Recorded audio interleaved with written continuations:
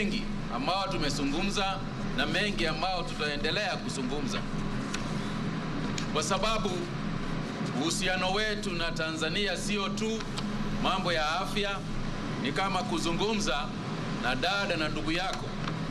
And we value our relationship with our neighboring country. Tanzanians are our brothers, they are our sisters.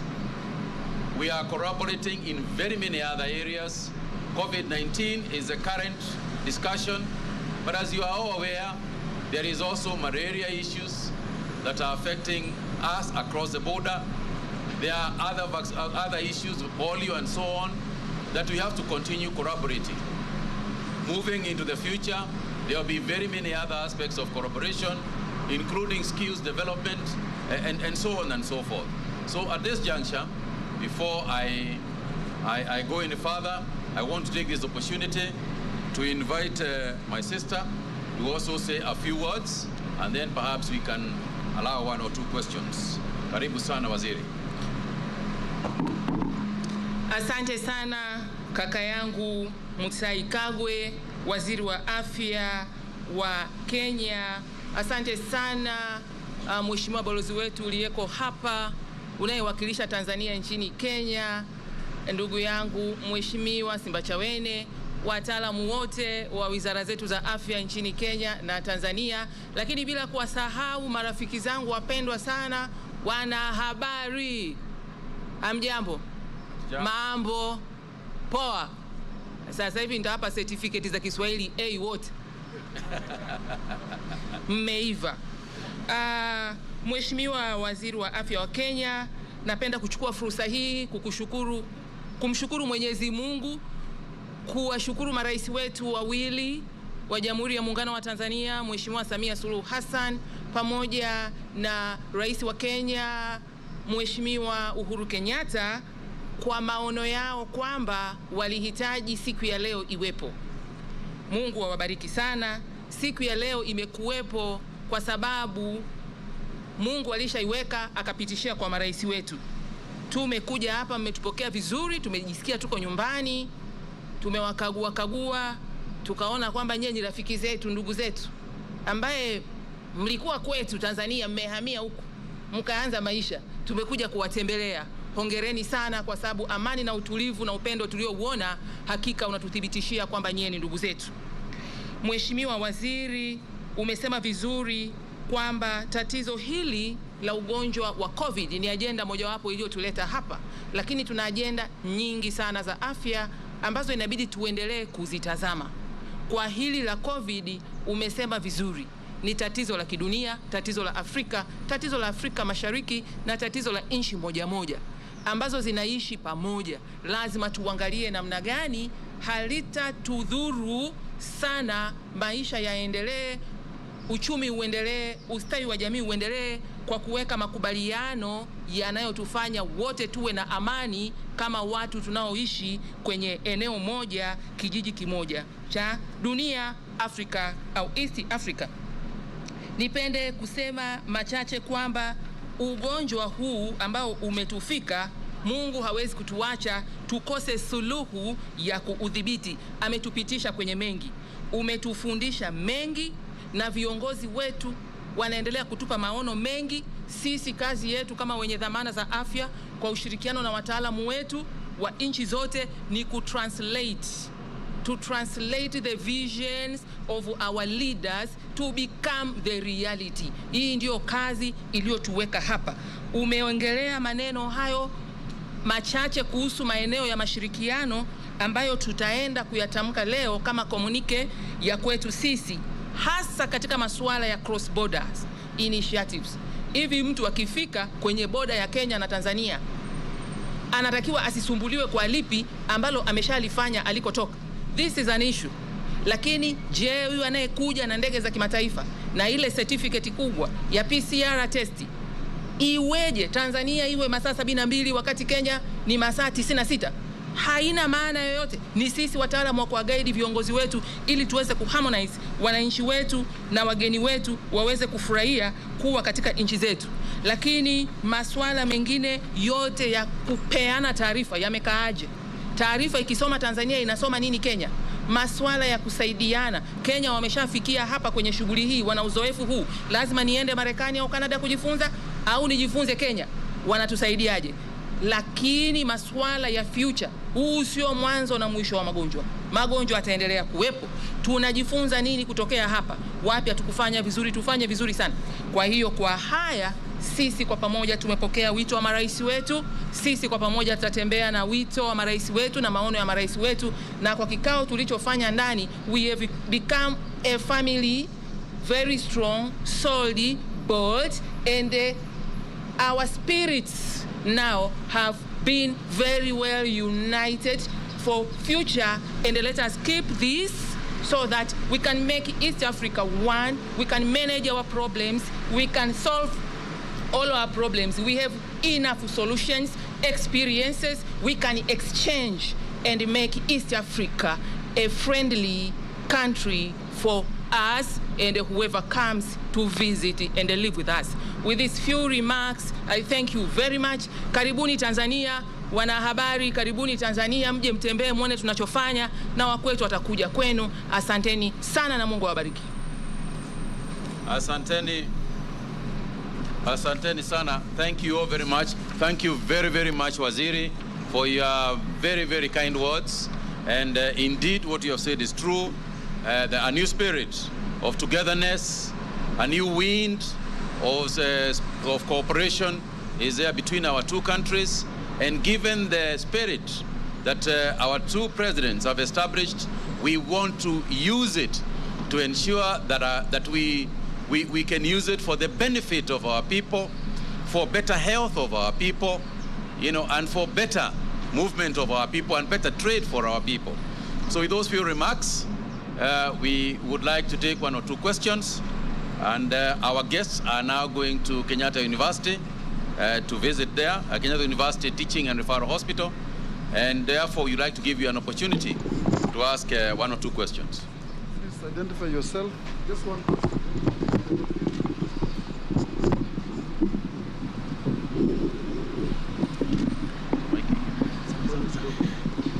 Naam, jina langu ni Busara Naman, natoka Ebru TV. Kwanza, Waziri Gwajima, karibu Kenya. Na swali langu nalielekeza kwako.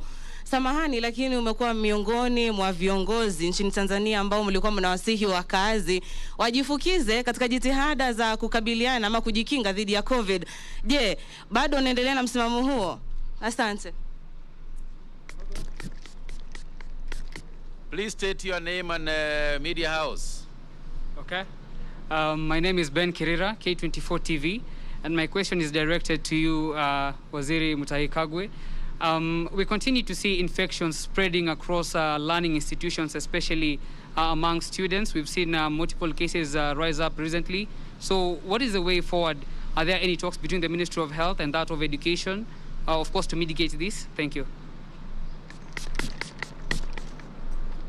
Helen Shikanda from Daily Nation. My question is to you, Waziri. The last time you banned political gatherings, but we continue to see that some leaders are still holding rallies. What do you say about this? Also, is there a possibility of locking down counties that you mentioned are going to be hotspot counties? Thank you.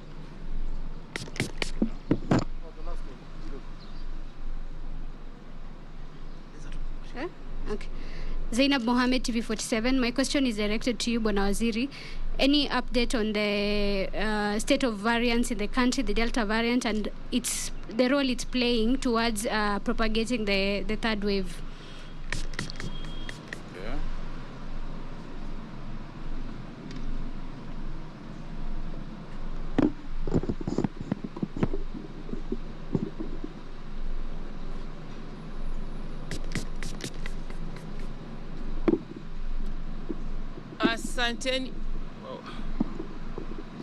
Asanteni sana. Why? It's not. Iko sawa? You hear me? Asanteni sana. You have directed like 3 questions or 4. 3 are directed to Waziri. I don't know Waziri Mimi or Waziri Mutahi Kagwe, but the first one I marked it very clearly was directed to me, Waziri wa Afya, isn't it? Let me start the first, then later we will clarify to whom. To whom? To which Waziri did you direct? Sawa? Sasa ndugu yangu Busara Naman, asante sana kwa swali lako zuri sana. Nimelipenda sana swali lako na napenda sana fursa hii kuweza kulijibu kwamba hapo awali Gwajima ulihimiza watu wajifukize. Je, unaendelea na msimamo huo? Naomba nilijibu kama ifuatavyo. Ugonjwa huu uliingia Wuhan Disemba 2019. Wakati dunia ilikuwa haielewi ifanye nini. Dunia nzima ilikuwa haina chanjo, haina formula ya dawa, haielewi ifanye nini, na nyoka ndio kashaingia ndani. Wewe ndio mama, shughuli uko hapo unapika na watoto wamekuzunguka na nyoka yuko mlangoni. Unapigana kwa mwiko, kwa kumwagia uji, kwa kufanyaje? Given the history kwamba tiba asili zilikuwepo toka zamani kabla ya dawa hizi zingine za kisasa hazijaja, na zimetokea kwenye tiba asili hizo.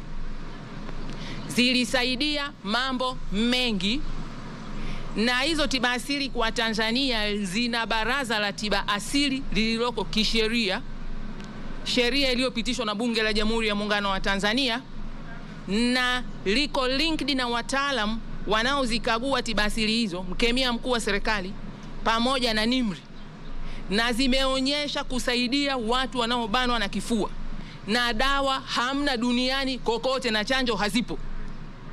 What would be the wisdom? Tulihimiza kutumia tiba asili, lakini pamoja na vyakula vya tiba asili, pamoja na mazoezi, pamoja na all precautions zingine kipindi hicho, na zilisaidia watu. Hata mimi ni muhanga wa first wave. I was attacked. Nilisaga hizo malimau na vitunguu na juisi zote nilikunywa, pamoja na paracetamol nilikunywa, na kulala na kutibu vitu vingine ambavyo vingeweza vikawa vinanisurround. Kama malaria nilicheki, kama ni vitu vingine antibiotic nilikunywa. Kwenye medicine tuna kitu kinaitwa synergy. Imagine unaumwa malaria kali. Malaria kali huwa tunafanya combined therapy. Mgonjwa tunamwandikia kula vitamini hizi hapa, kama ni B complex kula vitamini C, pumzika, fanya mazoezi, kunywa maji, lakini tumia hii dawa inaitwa alu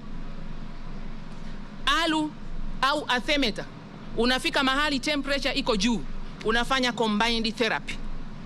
So we started with our own context approach in Tanzania to save the lives of people with what we had, given the history of tiba asili and the experience, and we saved many lives, including mine and many lives of others.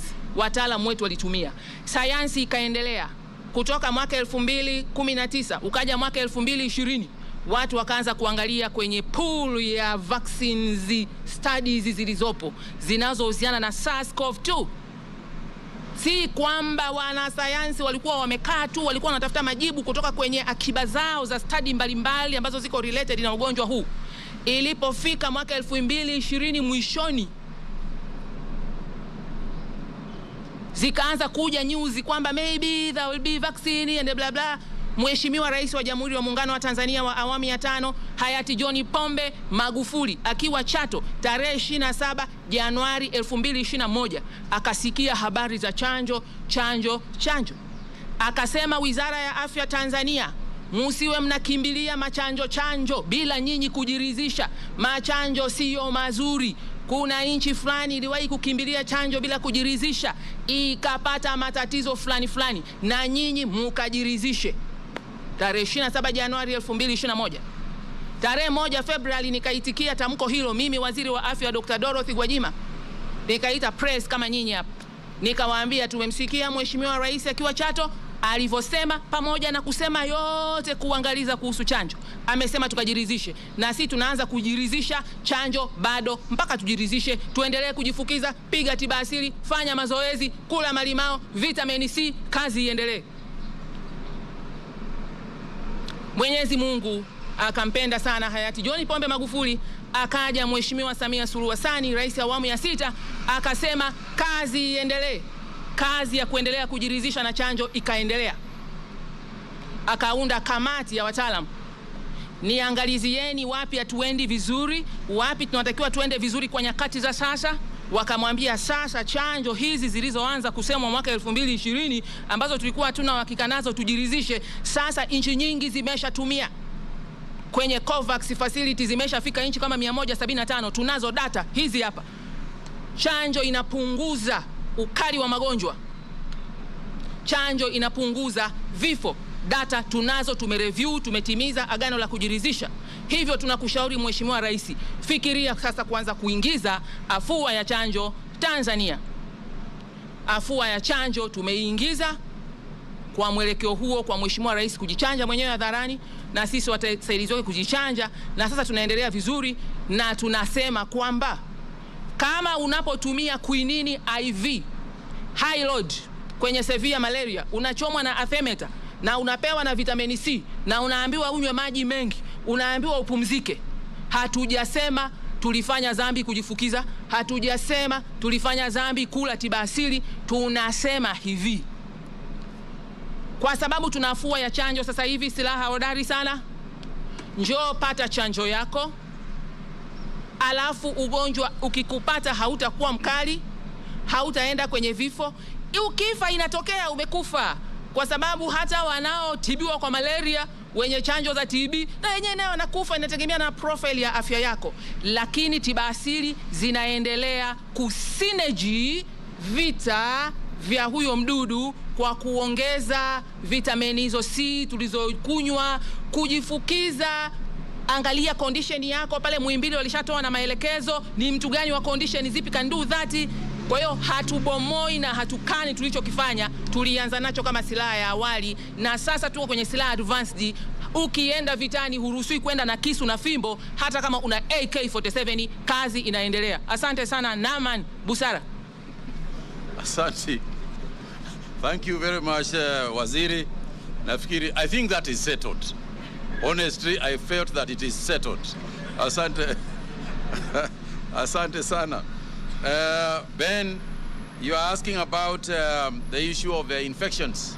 I think in schools, yes, we have seen a couple of increased infections in schools, but the evidence that we have so far is that in spite of that, we don't have a panic situation where hospitalization and other measures that we observe and other variables that we observe are necessarily on the increase. So we are in constant communication. We have got a board that tells us on the hour what is happening in the entire school system. And of course, if we notice that anything is getting out of hand, then we have to take the necessary measures. But for now, as long as people can keep the measures that we have given, and especially this idea of all teachers being vaccinated, I have said, and I'll repeat, that the danger in schools is more to do with the teachers than to do with the students. Because essentially, when what we have observed is that the students are essentially asymptomatic. And the problem becomes when they pass it on to the teachers. So hopefully, the teachers will accept and agree that they all should be vaccinated. Workers in schools, workers in primary schools, secondary schools, and elsewhere should also be vaccinated. And they are frontline workers, and we have considered them as such. So in terms of vaccination, there is no shortage of vaccination for teachers. Let me just make it clear. There is no shortage of vaccination for teachers and other school workers. As long as they get vaccinated, then we can mitigate that particular factor in schools. Of course, but as I said, and I repeat, we will take all measures that are necessary as we continue to observe the situation. I also want to take this opportunity to say, yes, the infection rates in Kenya are now high. And it is important, it is very, very important for us to be honest with each other and continue to say that it is individual responsibility that we resolve this problem. It is not policing that is going to resolve the problem of infections. Transmissions come because you are next to another person. If you are on your own, if you stay on your own, if you work from home, as we have proposed, if you take the measures to protect yourself, you will not get infected. But if you go to a noisy pub, if you walk into a noisy pub where everybody is drunk, and you start hugging each other, and you hug even a stranger that you have never seen, because of your circumstances in the head have changed you, then you can't, I mean, really, you'll get infected. But if you stay at home and protect yourself, you'll not get infected.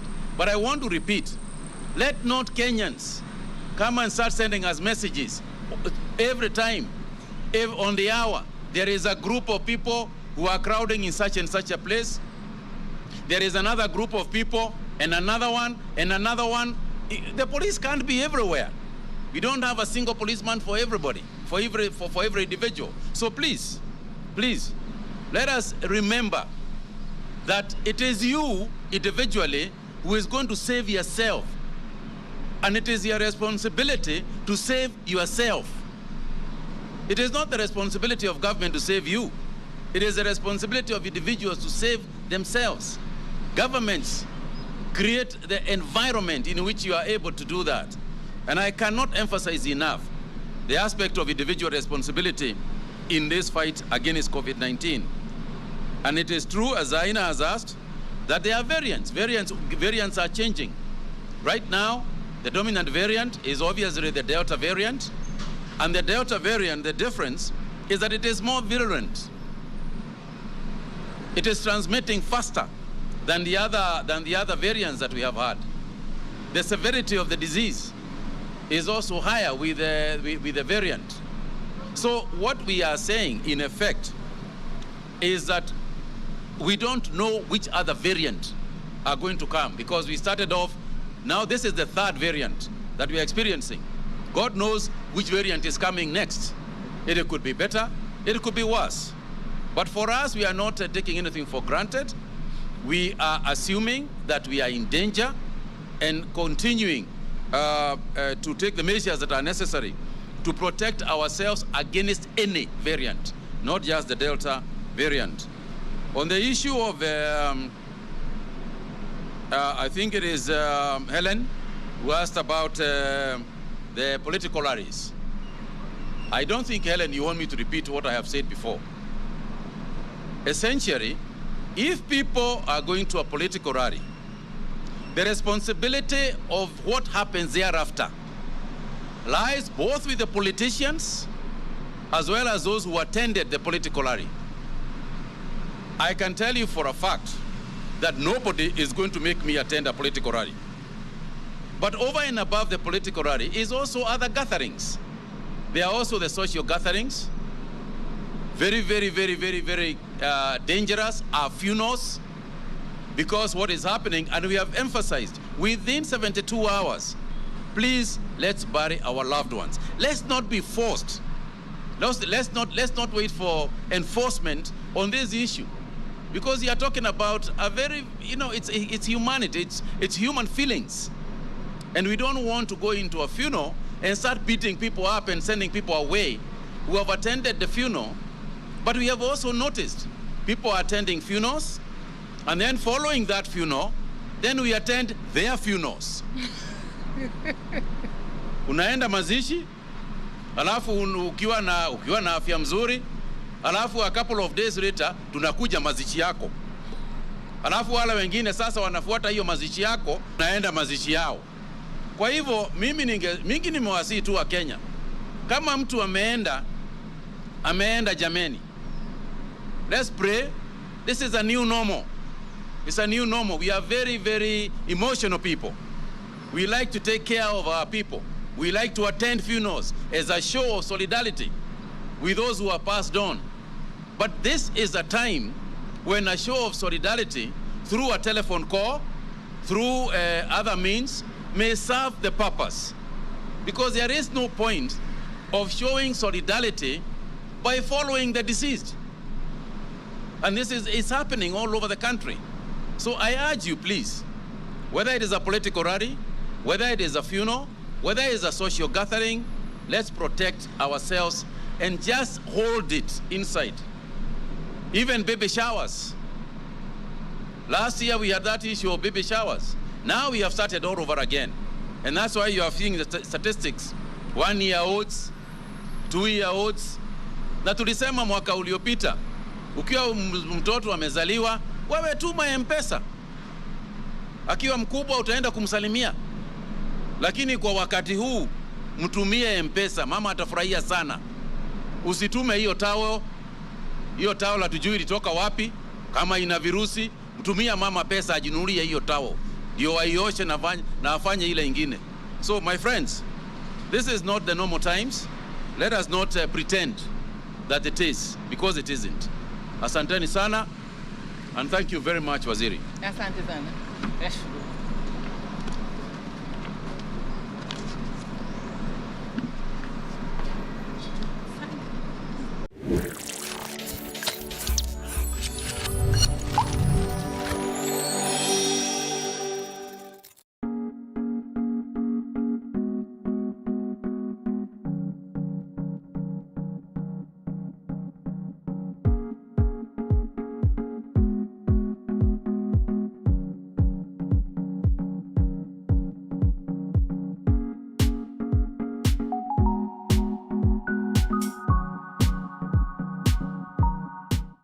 My name is Clint Mills, Managing Director of Ingenuous. For factual business news, watch Metropol TV. On being resourceful, let's look at a hustle one can start with less than 5,000 Kenya shillings and make profits. Mahindi Choma hustle. Yes, even with the mention, it does not sound viable, but with some research from a Mahindi Choma maize dealer in Mopuru Market, let's break down the numbers. For starters, you will need to identify your source of supply. This means where to get the maize from. Secondly, a location to sell your maize. Target a very busy location like bus stops and busy marketplaces. Thirdly, what's the pricing? One full maize should at least give you 40 to 50 shillings. Let's do some math. If 3 maize go for 50 shillings, then if you sell one at 40 shillings, you'll have made a profit of 120 Kenya shillings from the 3 maize. Now, how about 50 maize? That will yield about 2,000 Kenya shillings.